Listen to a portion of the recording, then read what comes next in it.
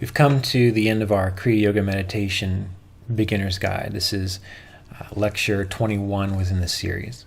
Again, all these are available at Kriya Yoga Online channel here on YouTube, youtube.com/Kriya Yoga Online. They will be available as a playlist under the playlist section of this channel. And within this series, we've covered all the basics that you will need to understand and apply in order to have a solid foundation in your Kriya Yoga practice and in your spiritual approach to self-realization. And this final section, we're going to be talking about the practice of contentment and beyond. Contentment and beyond. This previous weekend, or actually it might have been 2 weekends ago now, we completed the Kriya Yoga Stay-at-Home Retreat webinar. And that's essentially where people log in over the course of 4 days. We have about 2 to 3 sessions per day, learning about meditation, having discussions and questions and answers about the whole process. And people take off work and they just stay at home and they practice on their own and so on. And one of the questions that came up, which I found very interesting, was the individual said, so you've been at this for 16 years, which again, as I mentioned in a previous video, is a long time for some people, but not very long for others. I mean, there are people who have been doing meditation and focused on self-realization processes and so on quite a bit longer than I have. But they said, you've been doing this for 16 years. So what continues to drive you to do it, right? And I chuckled about that because I also got other questions where people were asking me, like, why should we meditate?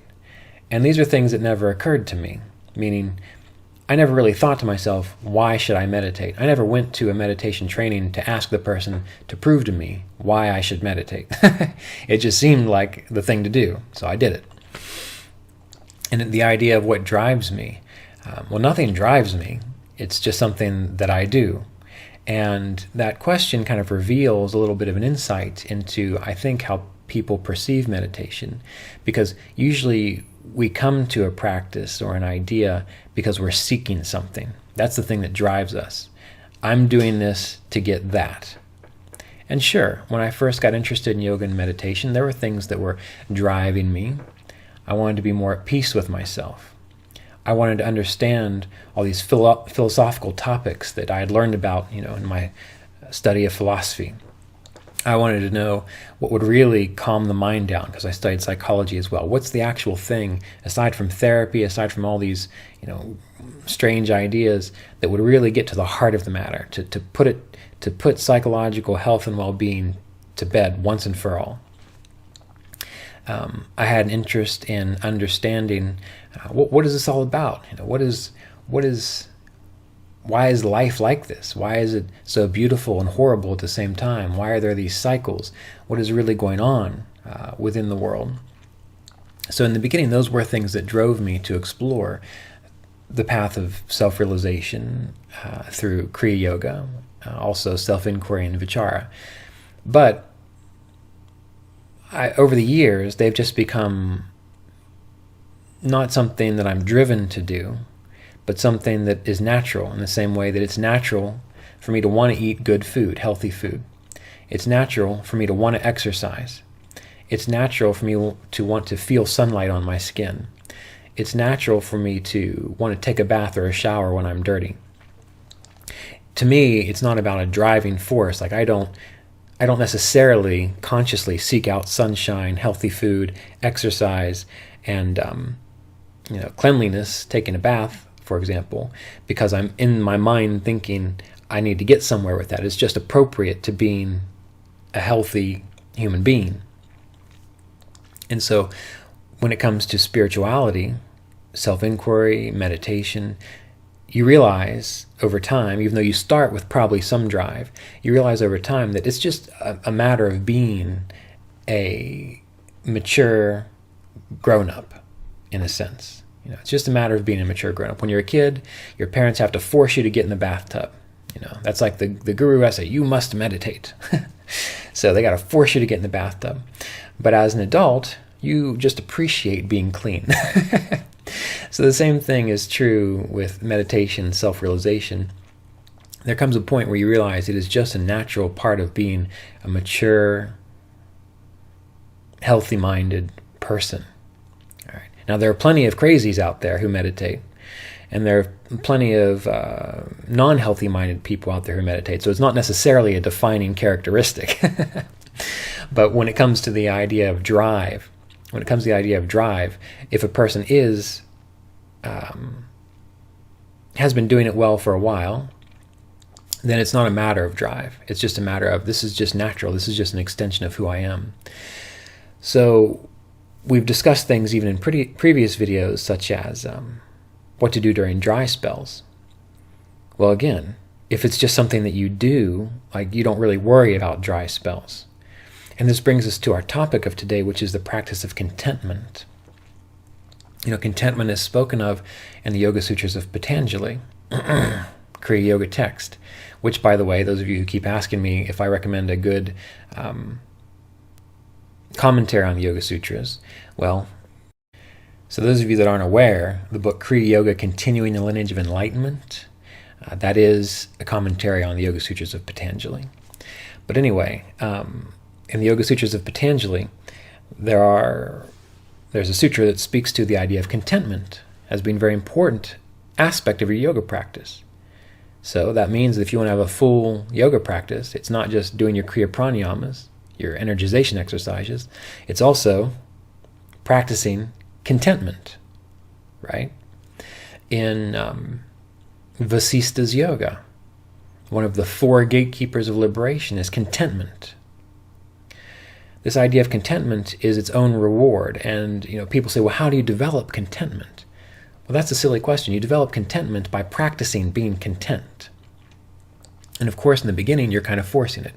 It's like in the beginning, we have to practice tolerance to other religions. That always makes me laugh when people say, we must be tolerant of other religions or other lifestyles. And I'm thinking, well, okay, that's a good step in the right direction, because that's different than, say, waging war upon other religions or other ideas or other people. So tolerance is a good step in the right direction. But we have to go beyond that to also acceptance.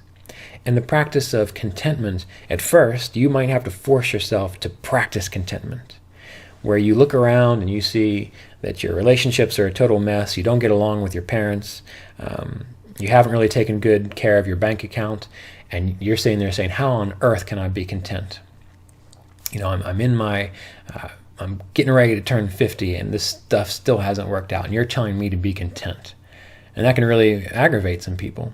And so yes, the recommendation might be, well, if that's the state you're in, you've made those choices, you're there, you got to learn to be content with it. And that might require tolerance of it. But then the more you practice meditation and you start to explore things like contemplative practices, then you start asking, well, what really is contentment? How can I move beyond tolerance to making peace with the situation? Making peace with the situation might mean that you start changing the way you act to change the situation. That's possible. Maybe that's how you're going to be content with it. Or maybe you can't change the situation. And if you can't change it, is it going to be really valuable to you to continue to wish it were different? So the only way you practice contentment and experience contentment, if you can't do it naturally, is to learn to train yourself to be content no matter what happens. In the book, A Course in Tranquility, one thing I say in the very beginning of that book is, you have to learn to be happy for no reason. And if you can do that, then no reason can make you unhappy. Right? And that's developing contentment. You have to ask yourself, how can I be happy for no reason? I can't give you a formula for that. The more you meditate, the more you realize that you're not your body, the more you realize that you're not your mind, or at least you're not solely defined by those things. The more you realize that relationships come and go, things change, and you develop that kind of healthy detachment, which is hard, but it is worth it, and meditation does assist with that. That makes it a little easier to develop contentment, because then you start to see that you are not necessarily having to be overly influenced by these things that are disturbing you. So that can help. But at the end of the day, you know yourself better than anyone else. You have to be the one to contemplate, to find out, what on earth do I need to do to finally be content, to change those things that I can change, and to accept those things that I can't? No one can really tell you how to do that, just like no one can really tell you how to ride a bike. They can give you the theory, get on, pedal, stay upright, but only you are going to be the one to figure out how to maintain that balance to actually ride the bike well. The same thing with contentment. You can imagine, you have to imagine, if I was content, this can be a good way to approach it. If I was content, what would I feel like inside? If I was content, what would I feel like inside? So imagine that first. And then once you have that imagination, then you say, all right, well, if I was content and I was feeling this, how would I actually respond to these situations that are making me discontent? And you have to imagine that. And once you imagine it and you have a sense, an understanding of it, then you have to put that into practice. Then you have to force yourself to act that way. You have to fake it until you make it, essentially. And your meditation will help you make it more real. But you have to put your intention to, first of all, imagine what would it feel like if you were utterly and completely content. And then you have to contemplate and imagine, how would you act in situations that are making you discontent if you did feel that way? And then you have to start acting that way, right? It's like people who want to learn how to do public speaking. Yeah, you're going to be scared out of your mind, but the more you do it, the easier it becomes. People who want to perform music or perform in front of an audience, yes, it's going to be difficult until you get the hang of it. And you keep trying until you finally get it. And then you finally become a performer who could care less what the audience is thinking or doing. You're just enjoying playing the music, and you're enjoying being there within the moment, in that expression of this infinite consciousness coming through in this temporal moment. So we see that this idea of contentment is not necessarily easy to develop, but it does become easier when you start to realize that you are not defined by the body, you are not defined by the mind, you are not defined by the emotions. You develop healthy detachment through your self-inquiry. But beyond that, in order to really bring it home, to make it real, to make it a direct experience that's actually influencing the world around you, you have to start acting in ways, feeling in ways, thinking in ways, changing the way you respond and react to the world from a point of contentment that it's either imagined at first or real, and they're both going to be the same thing. We have to remember that our brain, our nervous system, our bodies, they're hardwired to certain reactions, right? There is a negativity bias. I think it was the book Buddha's Brain where it discusses this, that humans have a negativity bias, meaning that for every one negative thing that happens, it takes about 5 positive things, I believe, and it might be even more than that, but it takes about 5 positive things to counteract that one negative thing. And that made sense evolutionarily speaking. Again, if you're walking through the woods and a lion ate your brother, well, that's a negative experience. So it makes sense for you to be wary of a lion out there getting ready to eat you, right? Even though that lion may never eat you. But because of evolution, it's better to be on guard, because that's going to give you a better chance to get away from that lion than it is if you're just wandering through the woods, could have not even a care, and you previously, if you would have been worried about the lion, you would have noticed the rustling in the leaves. But if you don't care, you're not going to notice it, and it's going to have more likely to eat you, right? So we have a negativity bias. So we have to counteract that negativity bias, and that requires our conscious direction of our thoughts and our attentions. Yes, if you touch a stove and it's hot and it burns you, learn your lesson. Check to make sure the stove is off. But every time you go around the stove, don't be freaked out thinking the stove might burn me, right? The same thing comes up with your thoughts. You learn to reprogram these patterns within the brain, within the nervous system, by imagining what would it feel like to be content. If you know there are situations that are problematic for you, well then don't worry about them. Just store it somewhere up there. Avoid this situation, right? Don't worry about it all the time. If there's something you have to do to make your life more safe, secure, so that you can experience contentment, you need to do something about that. If you're in an abusive relationship, I'm not saying stay in that abusive relationship and say, oh, well, I'm practicing contentment, and that is the most spiritual thing to do here. So whether they hit my body, which is not really me or not, that's okay, because I'm practicing contentment. Well, maybe you're that enlightened, and maybe you're just a pushover. But if you've got a situation like that, part of the practice might be, how can I get in a safe environment where I don't have to worry about this thing? So we don't want to just be all new agey about it. We want to be very realistic about it. But there is the obvious, direct, very concrete experience of getting away from violent situations, securing yourself against experiencing violence. You have to do that. And that can come in all different forms and fashions, whether it's physical, mental, or otherwise. But there's the subtle aspect of it when you're not in a situation that's problematic, when you have all the wonderful food that you can eat, when you're well nourished, when you've got a vehicle, when you live in a home that is warm, that's not exposed to the elements, when the worst thing that happens to you is you sitting on the couch and worrying about all the problems in the world. Like that, when you're at that point, you're at a pretty good point. Because number one, you're safe. Number two, you're warm. Number three, you've got food and water. Number four, no one's beating on you or abusing you. The only abuse that's going on is the constant repetition of all the fears in your mind. And so when you're at that point, now we're talking about the internal work of contentment as yoga practice, where you become aware of these things and you start imagining again, okay, I'm safe. I don't have to worry about these things. So if I knew this for sure, if I knew this and I could hold this state of contentment in my heart, how would I be right now?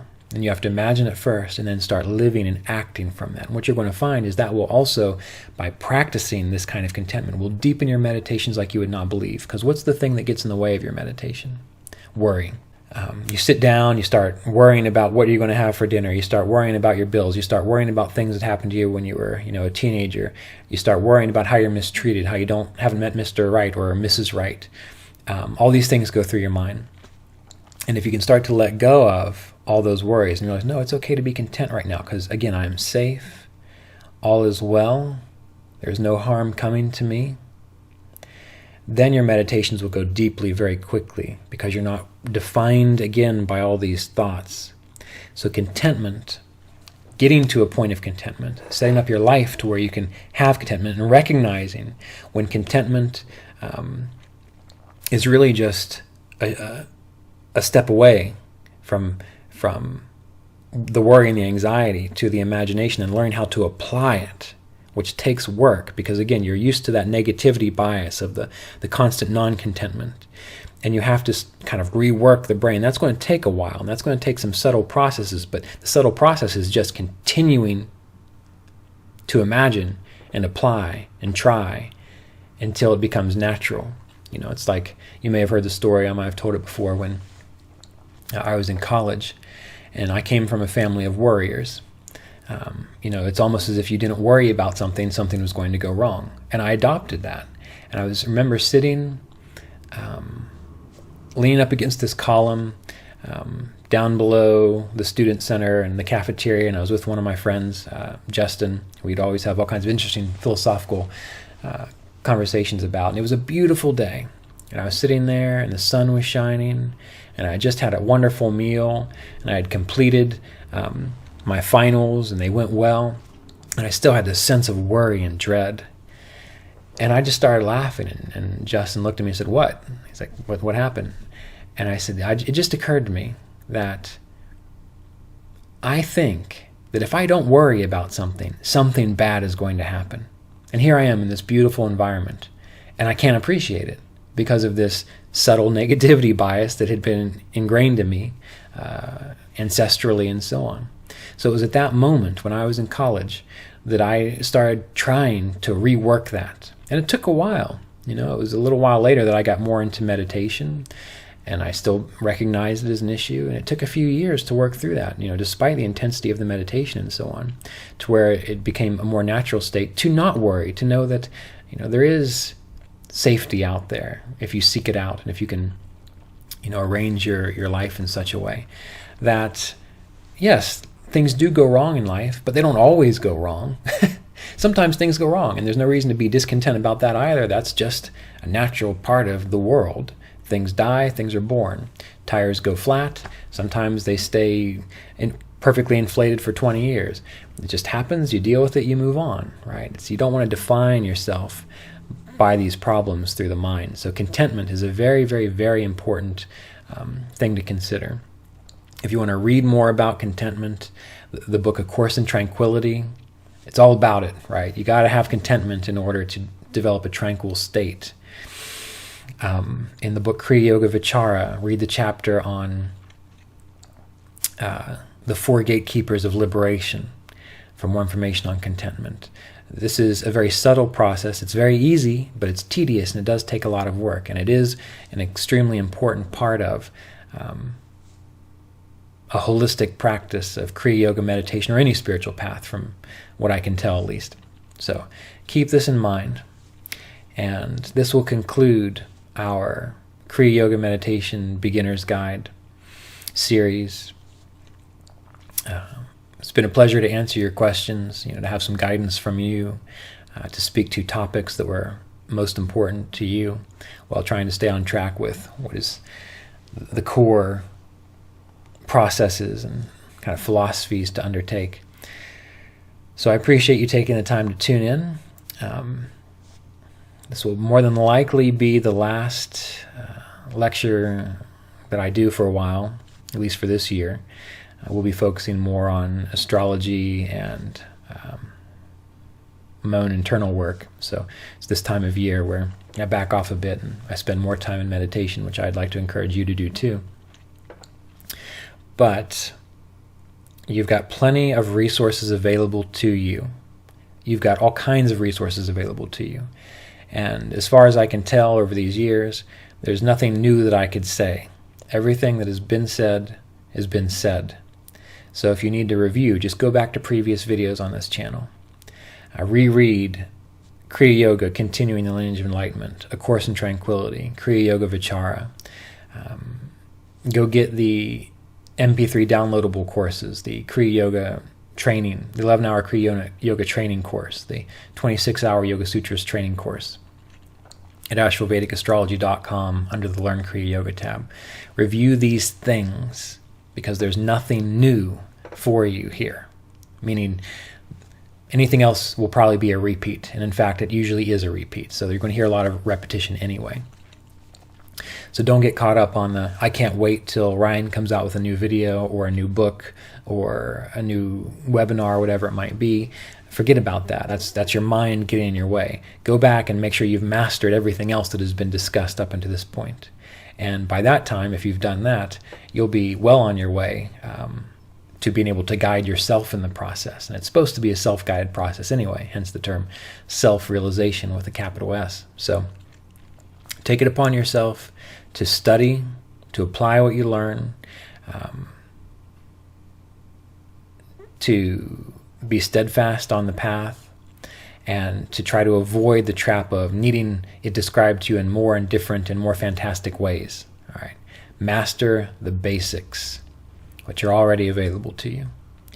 So again, I appreciate the opportunity to be here with you, and I appreciate you spending the time to do this, because it will not only impact you and your family and the people around you, but it will have the ultimate effect of revealing to you what you have always been, the wholeness of life and eternal, with that undeniable peace which permeates every experience, whether you're aware of it or not. So be well.